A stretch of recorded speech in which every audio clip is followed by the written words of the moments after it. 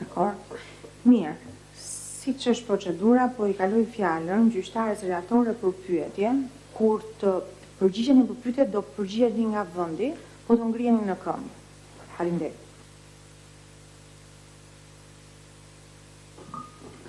Faleminderit zonja kryetare, unë kam disa pyetje, edhe pse nga fjala e mbajtur nga kërkuesi jam I qartë në lidhje me si e sheh shkarkimin e tij. Nuk kam dilema, por do doja për avokatët të bëja 2-3 pyetje. A mendoni ju se neni 62C I ligjit 139/2015 në përcaktimin e tij propozohet për shkarkim nga Këshilli Bashkiak përkatës për mos paraqitje në detyrë për një periudhë 3 mujore të pandërprerë, përmban një ometim për faktin që nuk përcakton një lidhje objektive apo subjektive të kësaj mos paraqitje. Kjo është pyetja e parë.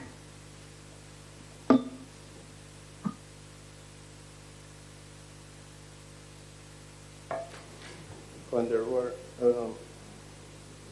qëndrimi ynë me në lidhje me nenin 62 përmatës të ligjit 139 për vetë qeverisjen vendore është që ekziston mundësia që ky nen të interpretohet në frymën e nenit 115 të Kushtetutës dhe për këtë arsye të mbahet gjallë. Ne nuk kemi ardhur para gjykatës me pretendimin që ne konstatojmë ekzistencën e një neni antikushtetues. Ne mendojmë që për aq kohë sa ekziston mundësia që ky nen të interpretohet në bazë dhe në zbatim të nenit 115 të Kushtetutës, ky nen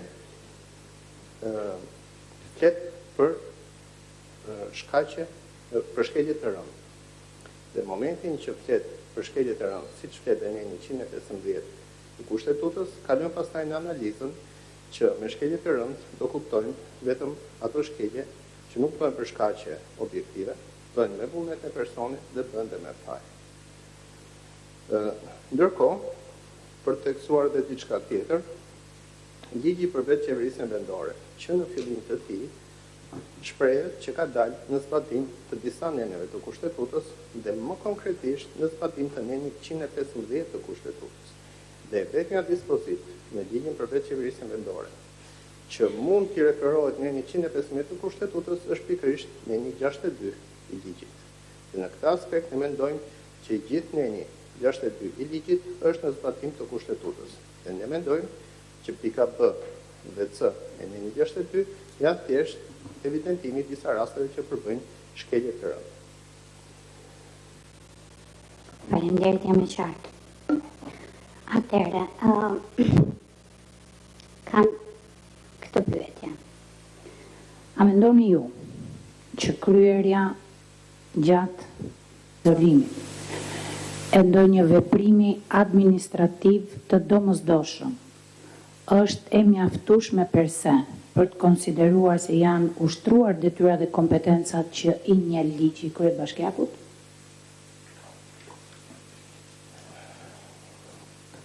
Po nderuar,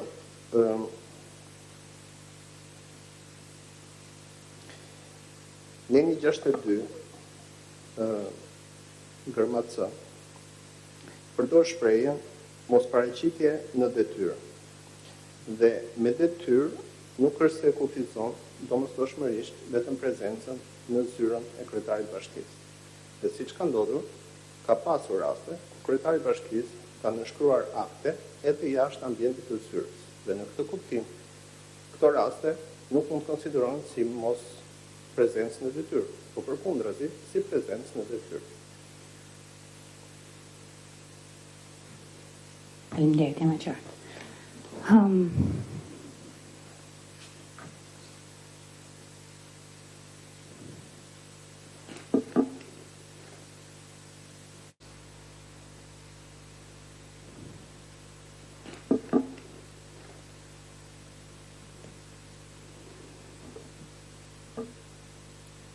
Pa vënë në diskutim në këtë moment parimin e prezumimit të papërësisë në lidhje me akuzat që kanë quar në izolimin tuaj.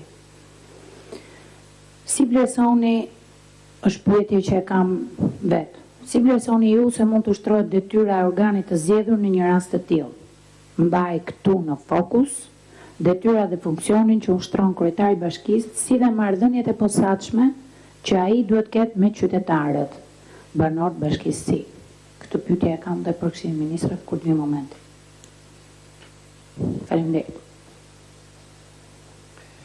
Nderuar, kjo pyetje lidhet në thelb edhe me masën e sigurisë. Dhe patjetër që ne kemi pretenduar edhe në procese të tjera gjyqësore që masa e sigurisë është jo proporcionale.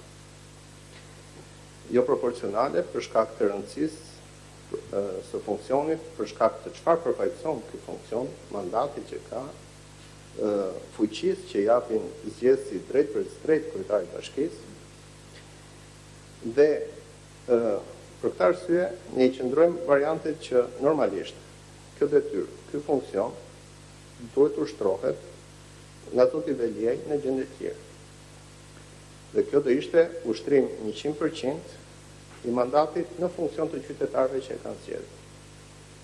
A mund të ushtrohet ky funksion edhe në masë sigurie, në gjendje shumë të kufizuar, tepër të limituar.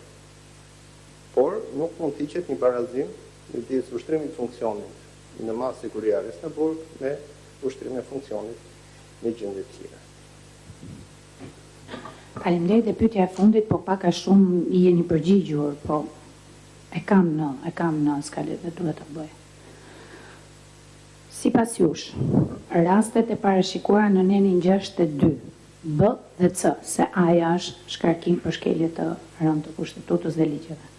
Pra, rastet e parashikuara në nenin 62, B dhe C të ligjit 139/2015, nuk duhet të pasjellin shkarkimin e kryetarit bashkisë?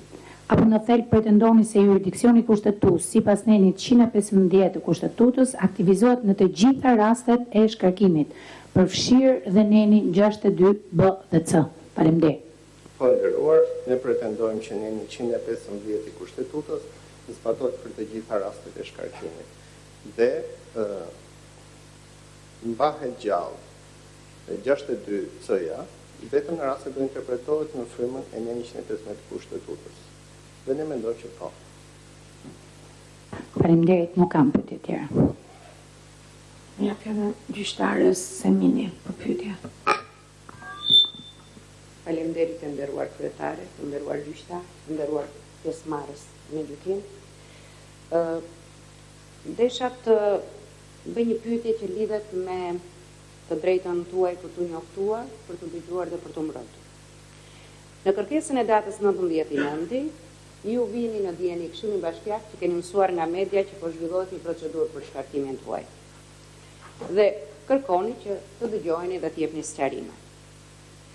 Ndërkohë me shkresën e datës 22/9, keni marrë dieni për datën dhe orën e zhvillimit të mbledhjes, por jo për shkaqet e shkarkimit apo shpjegime më të hollësishme. Ju është thënë që në rast pamundësie pjesëmarrje fizike, i sillni opinionet me shkrim. Edhe në 23 ju është dhënë një përgjigje nga Këshilli me fokusin që pjesëmarrja juaj nuk është ndaluar me vendim të Këshillit Bashkiak.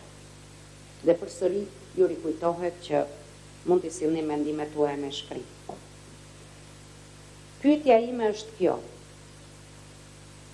Mendoni ju që pjesëmarrja juaj fizike do të evidentonte ndonjë argument të përmbledhur, pavarësisht se ju i shtjelluat dhe për hir të së vërtetës unë pata pak dilemë nëse e bëja pyetjen, apo ju megjithatë dua të qëndroj në këtë kontekst. Diçka që ju mendoni do të kishte ndryshuar pasojat e asaj vendimarrje dhe nëse krijoi vështirësi vetëm koha e shkurtër në përgatitjen e një opinioni me shkrim, apo kishte arsye të tjera që ju mendonit ishin pika të forta për të evidentuar që ju të sqaronit vetë drejt për drejt dhe fizikisht në sallë ato që ju vlerësoni të rëndësishme për vendimarrjen. Nderuar zonjë gjyqtar, ju falenderoj shumë për pyetjen. në 10 vitet e eksperiencës si kryetari i Bashkisë Tiranës ka 2 mënyra se si thirret këshilli. Ose thret kryetari i Bashkisë për vendimet e veta, qofshin nga ato që janë rutinë, ndihma ekonomike, pagesat e qërave mujore, apo në vendime të rëndësishme siç janë buxheti. Ka dhe një mënyrë tjetër kur e thret këshilli. Kur e thret kryetari, është kryetari që fton këshillin. Kur e thret këshilli, këshilli duhet të ftojë kryetarin. Me shumë respekt dua vetëm t'ju korrigjoj pak në pyetjen tuaj, nuk kam marrë përgjigje nga këshilli. Kam marrë përgjigje nga sekretari i këshillit që nuk është antar i këshillit bashkiak. Dhe nuk është autorizuar nga këshilli, këshilli duhet votonte për këtë ftesë. Sepse këshilli mund të mblidhet edhe vetë, por në këtë rast kur gjykohet kryetari i bashkisë, duhet merrte një votim këshilli bashkiak për këtë ftesë. Dhe nuk mund ta linte këtë në një komunikim me sekretarin e këshillit që nuk është as i zgjedhur, është thellësisht administrativ. Kështu që në këtë sens është shkelur, as nuk jam njoftuar të shohësh nga televizioni i Burgut që po mblidhet këshilli bashkiak i Tiranës. Tani të flas me shumë respekt dhe solemnitet për gjykatën, po flas më shumë si me një gjuhë thjeshtë që ta kuptojnë të gjithë njerëzit. Unë kam parë një eficiencë me 8 vendime administrative brenda 8 orëve të orarit punës, në datën 24. Do të thënë një eficiencë kur unë kam kërkuar për ndihmë ekonomike, kam kërkuar këshillin për lloj-lloj situatash, duhet lutesh aman t'u japim lekët njerëzve që s'mbyllën dot muaj. Një eficiencë shembullore që fillon me këshillin bashkiak dhe mbaron me dekretin e presidentit është mbreslëndse për eficiencën e shtetit tonë. Ne kemi pasur situata të tmeshme, katastrofike, pandemia tërmeti, dhe s'kan kaluar me shpejtësi kaq madhe nga një vendim në orë, në 8 orët e 8 vendimeve që janë marrë atë ditë. Nga këshilli te prefektura, ke ministri i linjës, te BKM-ja, te presidenti kështu me radhë.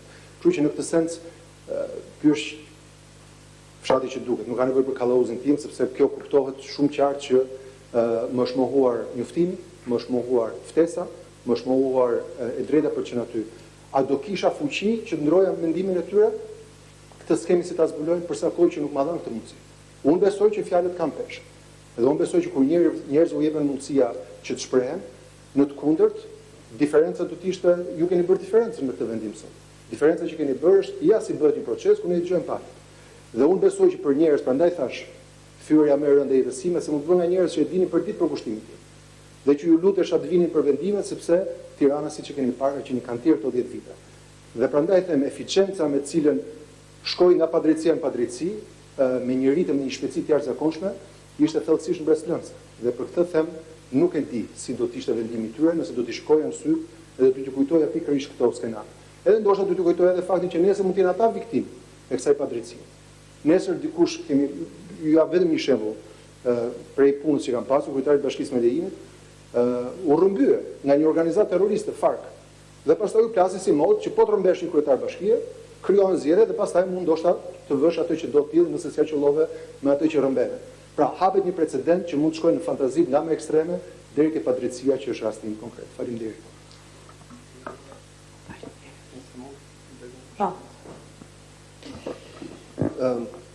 Në lidhje me të drejtën e Zotit Veliaj për të njoftuar, për t'i dhënë të gjitha atë dispozicion, për të qenë prezent, për të pasur mundësinë që të parashtrojë mbrojtjet e tij, për të qenë pjesë e kontradiktorialitetit në proces. Ne këtë e pretendojmë si për Këshillin Bashkiak, që ishte propozuesi, ashtu dhe për Këshillin e Ministrave, për të dyja organe. Ndërkohë, shembulli më i mirë se si duhet kishin vepruar të dyja këto organe është vetë gjykata kushtetuese. Gjykata kushtetuese, me marrjen e kërkesës Zotit Veliaj për të qenë prezent, i është drejtuar vetë drejtorisë përgjithshme të Burgjeve dhe ka organizuar vetë gjithë procesin. Të njëjtën gjë do të kishte bërë dhe Këshilli Bashkiak. Jo thjesht i thoshte Zotit Veliaj që nëse ke mundësi mund të vish, por duhet ishte drejtuar drejtorisë përgjithshme të Burgjeve dhe ta organizonte vetë procesin. Dhe njëkohësisht i jepte kohën e mjaftueshme për të njohur materialet dhe për të paraqitur